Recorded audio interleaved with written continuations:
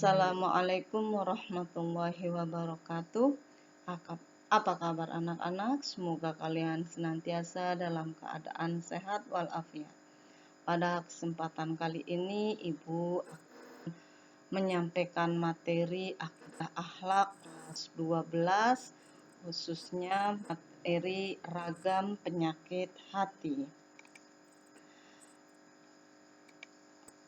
Untuk kompetensi dasar dan indikator, kalian bisa baca pada buku Akidah Akhlak halaman 49 dan 50.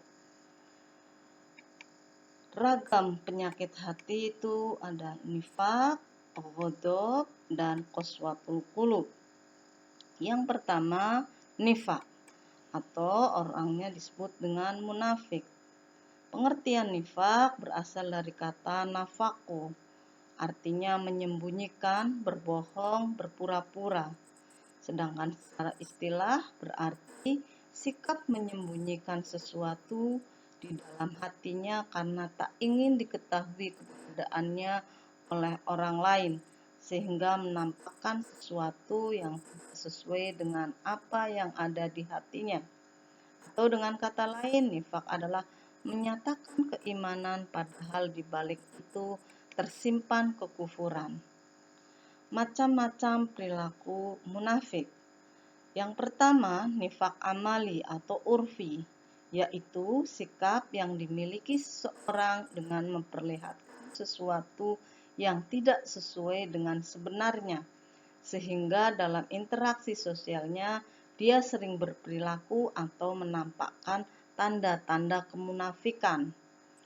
Yang kedua, nifaq imani atau syar'i, itu suatu sikap yang dimiliki seseorang dengan memperlihatkan keimanan dan menyembunyikan kekafirannya.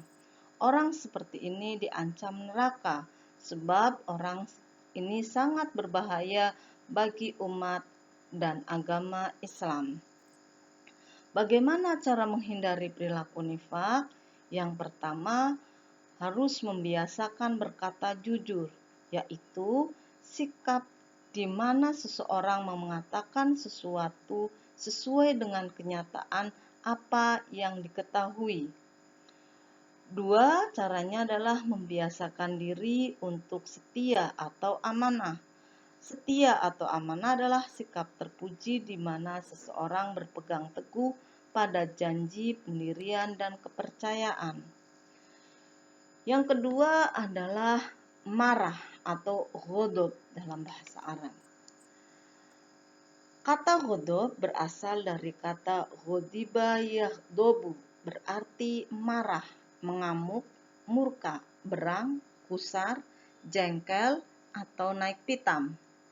Sedangkan secara istilah adalah sikap tercela di mana gejolak darah dalam diri seseorang meningkat karena tidak senang pada perlakuan tidak pantas. Apa sih dampak perilaku marah atau ghadab itu? Yang pertama, keputusan dan tindakan yang diambil tidak bijaksana. Yang kedua, retak dan putus hubungan persaudaraan antar manusia. Sedangkan yang ketiga, membahayakan kesehatan tubuh karena tekanan darah tinggi yang meningkat menyebabkan sakit kepala dan berisiko menyebabkan serangan jantung. Dalam Al-Quran, sikap marah dapat menimbulkan beberapa dampak negatif, yaitu pertama, menemui banyak kesulitan sehingga berakhir penyesalan. Kedua, tidak mendapat keuntungan, melainkan mendapat kerugian. Dan yang ketiga, tentunya akan menerima murka dan laknat dari Allah Subhanahu wa Ta'ala. Bagaimana sih cara menghindari perilaku marah atau ghadab itu? Cara yang harus dilakukan bisa dilakukan untuk menghindari perilaku ghadab antara lain, itu meredam rasa marah dengan sabar. Kedua, meredam rasa marah dengan berzikir kepada Allah. Ketiga, dengan cara berwudu. Dan keempat, dengan cara merubah posisi atau berdiam diri.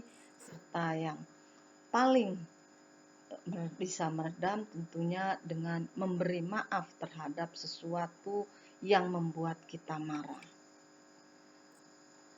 Yang ketiga, perilaku yang merupakan penyakit hati adalah suatul qulub atau keras hati. Menurut Al-Ghazali, hati itu ada 3 macam. Yang pertama, hati yang sehat. Tandanya adalah iman yang kuat dan pengamalan yang konsisten. 2, hati yang sakit. Tandanya adanya keimanan ibadah namun ternodai dengan keburukan dan kemaksiatan. Dan yang ketiga adalah hati yang mati. Tandanya adalah mengeras dan membatunya hati karena banyak kemaksiatan yang diperbuat. Bagaimana cara menghindari qaswatul qulub itu? 1, dengan cara membaca Al-Quran dengan perenungan. Kedua, dengan cara mengatur pola makan agar perut tidak terlalu kenyang. Ketiga, dengan cara bangun malam tentu untuk sholat malam dan zikir kepada Allah. Dan yang keempat, merendahkan diri di hadapan Allah pada akhir malam. Demikian materi kita kali ini. Berikutnya, Ibu akan kasih tugas kalian untuk menganalisis materi ini. Yang pertama, keras hati merupakan akibat dari dosa yang diperbuat. Salah satu cara menghindari penyakit hati berupa qaswatul qulub, yaitu dengan baca Al-Quran. Jelaskan cara membaca Al-Quran yang baik agar terhindar dari penyakit keras hati. Yang kedua, perkelahian remaja merupakan salah satu efek dari emosi yang tidak terkontrol dari remaja. Emosi berlebihan akan mensengsarakan remaja, bahkan tak sedikit remaja yang ditempatkan di bui untuk memberi efek jera terhadap mereka. Mengapa emosi remaja harus dikendalikan? Serta jelaskan cara mengendalikannya.